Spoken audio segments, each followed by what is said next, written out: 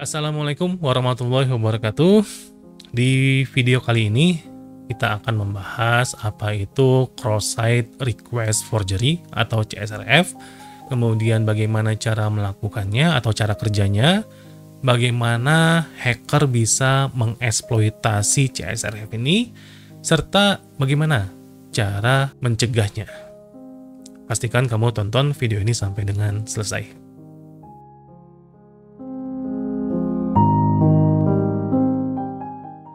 Cross-site request forgery atau disingkat dengan CSRF. Ini adalah sebuah serangan yang memanfaatkan session dari pengguna atau user session, di mana sesi pengguna ini dia sudah login untuk menjalankan aksi yang tidak diinginkan tanpa sepengetahuan dari si korban. Jadi serangan ini dia terjadi itu karena aplikasi tidak melakukan verifikasi apakah permintaan atau request itu benar-benar berasal dari pengguna yang sah. Biasanya CSRF ini digunakan untuk melakukan transaksi tanpa izin, kemudian juga melakukan pengubahan terhadap password, atau bahkan sampai menghapus akun dari si pengguna.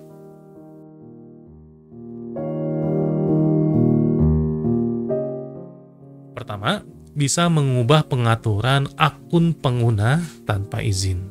Kemudian juga bisa melakukan transfer uang secara ilegal di website-website e-commerce, perbankan, dan seterusnya.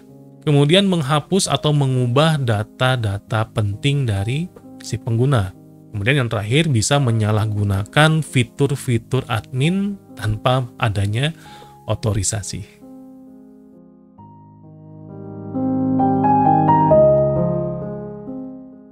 Pertama, user itu dia akan login ke sebuah website bank contohnya. Kemudian masih memiliki session yang aktif. Kedua, attacker itu akan mengirimkan link yang berbahaya ke si korban melalui email, kemudian media sosial, atau bisa lewat chat, dan lain-lain.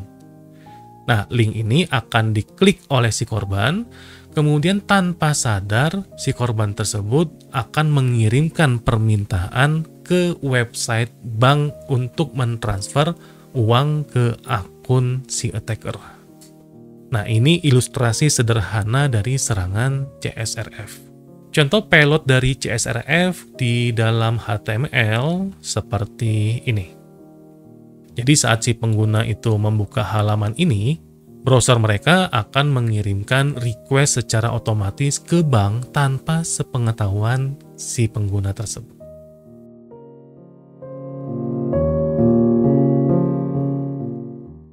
Yang pertama, biasanya kita akan mencari formulir yang rentan atau form yang rentan.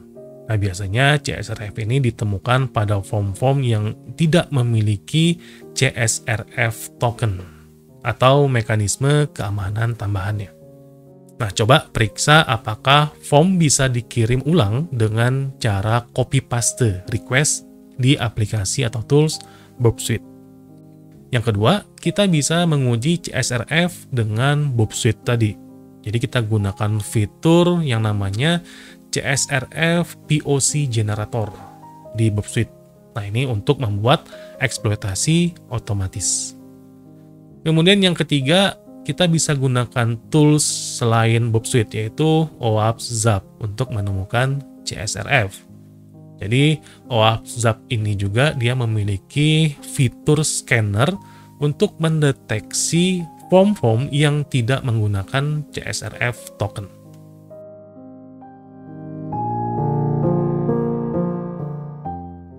Pertama, kita bisa gunakan CSRF token pada setiap request post yang membutuhkan autentikasi. Kemudian yang kedua, kita bisa gunakan metode same site cookies untuk mencegah request dari domain lain. Kemudian kita bisa batasi metode HTTP post hanya untuk aksi-aksi yang penting. Jadi jangan gunakan GET untuk melakukan perubahan data. Kemudian yang terakhir, bisa gunakan reCAPTCHA untuk memastikan bahwa request berasal dari pengguna yang sah.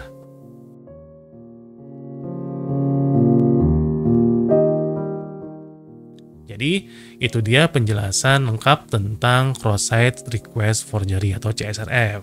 Jadi dengan memahami cara kerja serangan ini dan bagaimana cara mencegahnya, kamu bisa lebih siap dalam melakukan hunting di program-program bug bounty.